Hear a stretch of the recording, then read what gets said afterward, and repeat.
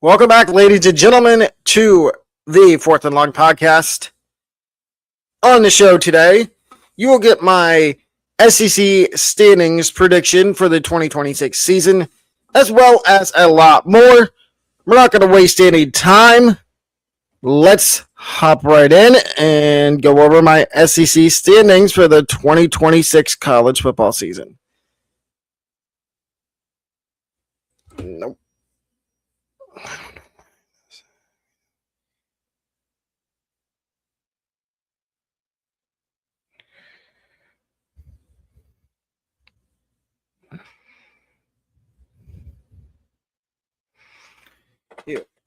So we start with the non-bowl teams in the SEC, and I only have one non-bowl team, and that is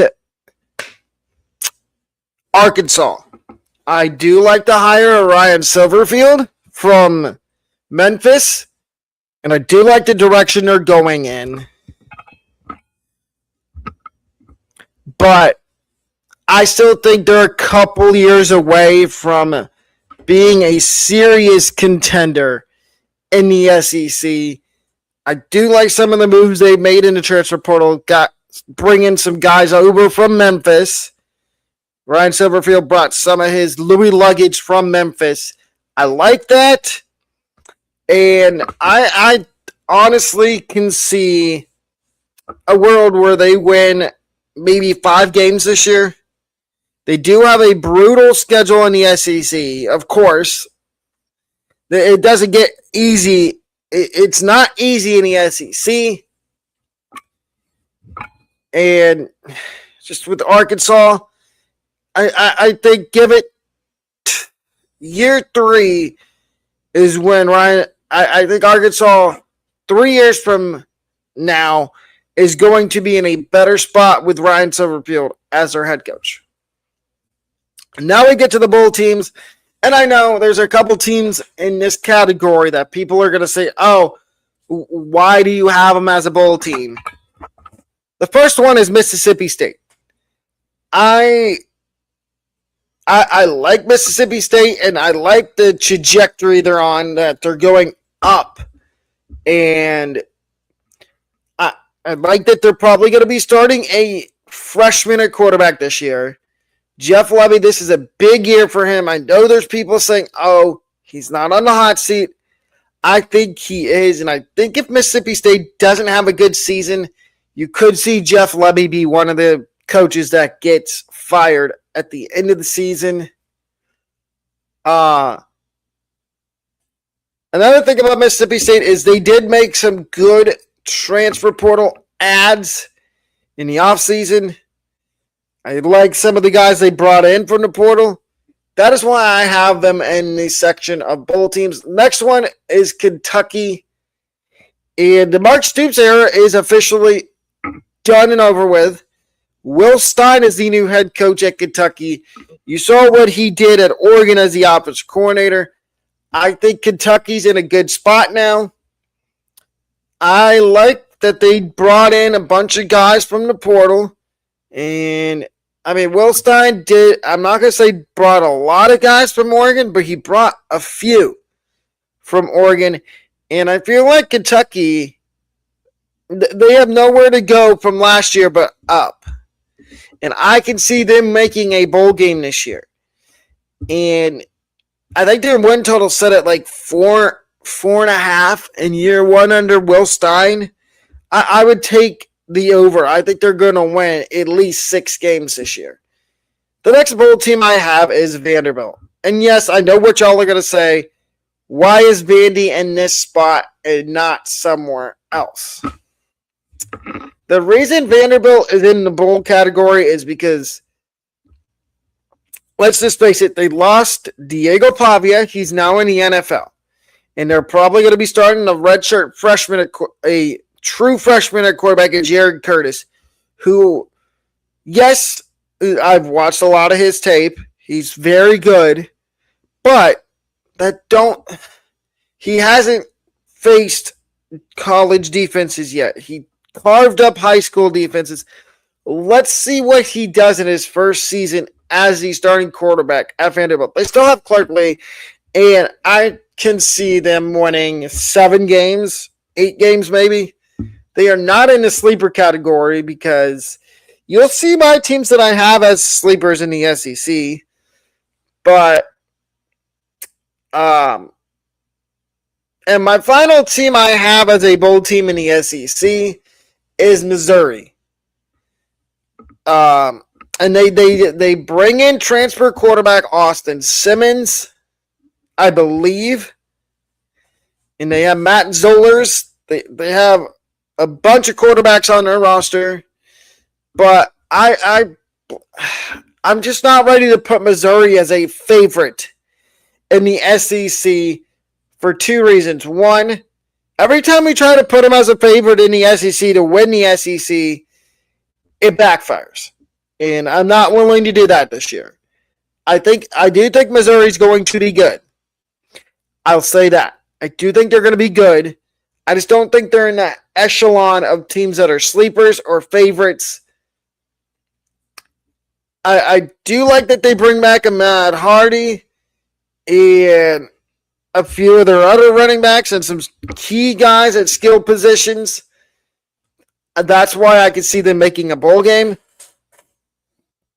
My sleepers in the SEC for 2026 are as follows. My first one is the Florida Gators. And I know what Florida fans are going to say, whoa, you're way too high on us. I'm going to kind of give you an explanation as to why I think the Gators could be a sleeper in 2026. And one, the first reason has to do with John Summerall. Look what John Summerall's done at the previous schools he's coached at, whether it be Tulane or whether it be where he was before Tulane.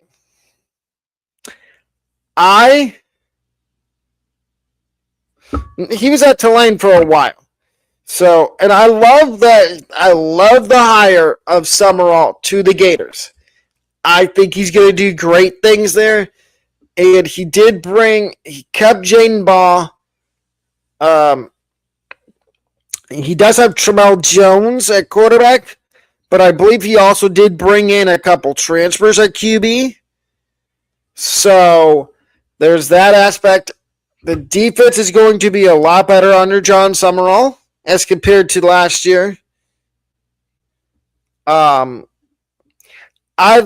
do like the Gators. Yes, they have a hard schedule this year, but out of conference, they have kind of a easier schedule out of conference this year, other than maybe Florida State, who the ACC gets their own preview next week, I believe it is. So be looking out for that. My next sleeper team in the SEC, and I live in this state, is the Tennessee Volunteers, located in Knoxville, Tennessee. The reason I think they're a sleeper, everybody I think to me is sleeping on Tennessee because Nico is not there anymore. Joey Aguilar didn't get granted another year of eligibility. But they do have Deshaun Bishop coming back, Braylon Staley coming back, a couple other guys coming back, and you have the unknown at quarterback of, is it going to be Faison Brandon, the 5-star freshman, or is it going to be the redshirt freshman in George McIntyre? And you hope to God it isn't the third option, which is Ryan Staub, which you can ask Colorado fans how that experiment went last year. You better hope it's either Faison Brandon or George McIntyre.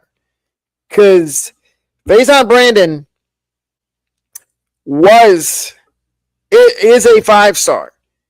And this offense, I don't think would skip a beat with either him or McIntyre. I think it's going to end up being McIntyre as the starting quarterback. Then you bring back Josh Heupel's back for another year. And everybody wants to say, oh, Tennessee's only going to be a bowl team. I have them as a sleeper for the reasons I just talked about. And I'm going to throw another reason on there. They do not, and this is odd, they do not play the Gators this year. They do not play Florida this year. They play Alabama, Texas. Those are their two big games in conference, other than everybody else they play, including Vanderbilt. My third sleeper in the SEC is Auburn. Alex Golesh is the new head coach for Auburn. And I'm going to say this. Love the hire of Golesh, but and the fact that he brings over a bunch of his guys from USF. And the big key is DJ Durkin is back as the defensive coordinator for Auburn, which is a good thing because that defense at the end of last year kind of turned a corner. And I think if they can continue to do that we could see Auburn be a serious contender in the SEC as a sleeper. And my last sleeper is South Carolina. I know. You don't have to tell me. I am way too high on Shane Beamer. Correction, Shane Beamer. I'm way too high on South Carolina. I know. You don't need to remind me. But it's because of all the returning talent they have. Lenore Sellers, Dick Harbor, Dylan Stewart. They could have up to five guys drafted in the first round of the 2027 NFL draft. And like I said, it's a big year for Shane Beamer. If South Carolina wants to go anywhere this year, they're going to need to win games and win games consistently. And they're going to need to hope that Lenore Sellers stays healthy, Nick Harbor stays healthy, Dylan Stewart. If South Carolina's defense can step up and be above average and hold opponents to under 30 points per game, which I don't know if they're capable of, but if they are, South Carolina fans, please let me know.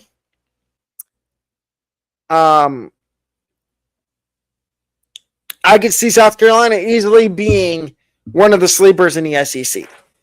And now we get to the last category in the SEC, and that is the favorites. And the first one is Georgia. I was back and forth between putting Georgia as a sleeper and a favorite. I ended up landing on putting them as one of the favorites in the SEC because they have Kirby Smart, or as my good friend Squidtard Sports likes to call him, Kirby Mouse. You can never count out Georgia. You can never count them out. Second year under Gunnar Stockton as the starting quarterback. And I have high expectations this year for Gunnar Stockton. I think he could be one of the quarterbacks that's in the running for the Heisman at the end of the year. The only thing that scares me is they do play the Gators this year, and you heard me talk about Florida a minute ago. I don't know how I trust Gunnar Stockton, but to what extent can I trust him? Because if he has a bad game, the media is going to be out there saying, "Oh, you need to see who else you got at quarterback." My next favorite in the SEC is LSU. The Tigers. Go Tigers! Under new head coach Lane Kiffin. Love the hire of Lane. I know Ole Miss fans are not going to like that, but my personal opinion. And I think LSU could win this conference this year. Sam Levitt at quarterback. They bring in a lot of guys. They bring in some guys from Ole Miss and some guys from other teams around the country, but they also keep some of the guys that were there under the previous coaching staff. I think LSU can win 11, 12 games this year. That might be delusional, but that's just me. My next favorite in the SEC is Ole Miss. And I know what you're going to say. Oh, they should have been a bowl team. They should have been under sleepers. I have them under favorites because Trinidad Chambliss is back. Kawan Lacey's back. K1 Lacey is back at running back. Trinidad Chambliss back at quarterback. First full year under Pete Golding. If we could see, Ole Miss made a magical playoff run last year with Pete Golding as the interim coach. He gets that interim tag removed. He is now the full-time permanent head coach. My next favorite in the SEC, and these next two I might regret because it might come back to bite me. My next one is Texas. And I know I wasn't very high on Arch in my QB rankings, but I like that they went out and they upgraded a wide receiver, bringing in Cam Coleman from Auburn. I think that's going to help Arch Manning have a better season than he had last year. But the thing is, we know how everybody likes to hype up Arch Manning. If he has one or two bad games, does the hype die down and does his draft stock go down? Because he is a Manning, and everybody's going to say, oh, he should come out. If he has a really good year this year, he'll come out and go to the NFL. I don't think so. And my last favorite in the SEC is Oklahoma. Red Venables is off the hot seat. Not officially, but for right now, he's off the hot seat. That could change if he has a couple bad games this year, especially week 2 at Michigan. But if they beat Michigan, I could see Oklahoma being in the playoffs again.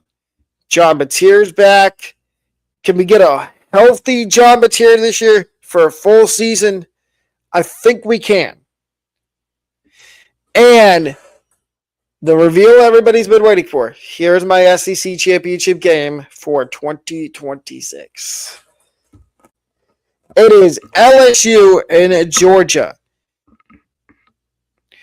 Both LSU and Georgia have really good head coaches in Lane Kiffin at LSU, and Georgia has Kirby Smart.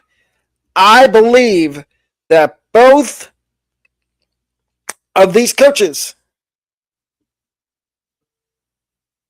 can do good things, and you might see these are my two teams that are going to be in the SEC championship game. But then again, it could be any of the teams I talked about. It could be Texas, Oklahoma, Ole Miss. Could be LSU. It could be a team like Missouri, who I said was going to be a bowl team, and that wouldn't surprise me.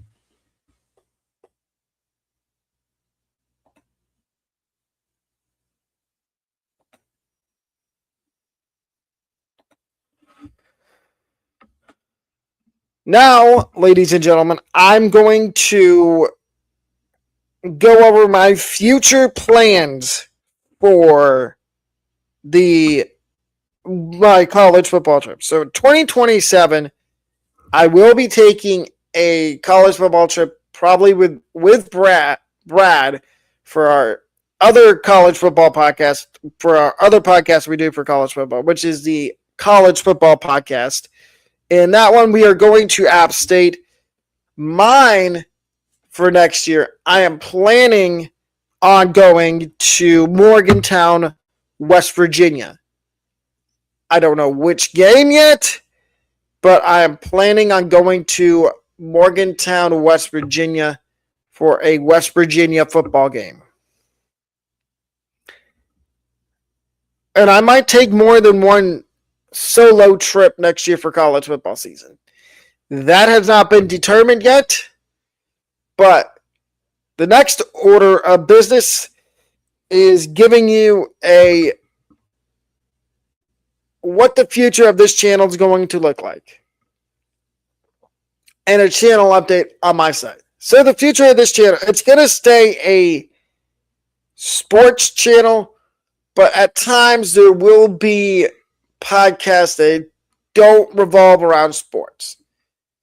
Like maybe when the sports season is died down a little bit, like December, when it's the college football playoff, I might do a podcast more centered around maybe life, or you might see me vlogging a little more.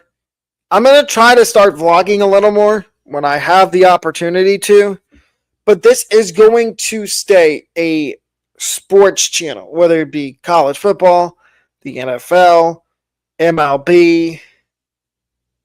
And I'm also going to try to get interviews lined up for different sports. But if you've enjoyed the episode, please remember, subscribe, like, turn on notifications. Before I end, I'm going to pull up the website.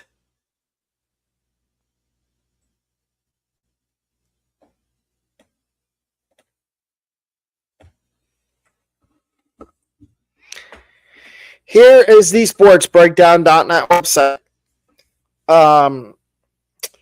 MLB, we're really not doing anything for MLB. The season's it's kind of winding down. We're going to start doing more stuff for college football and the NFL. I will be working on some stuff for the website for the NFL after I get done with the show. And you can also see the latest episode of this show on the website by clicking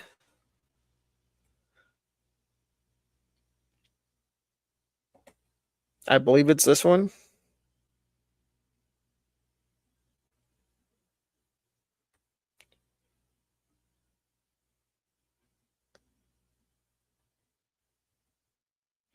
Yes, it is this one. Yep. This is it right here.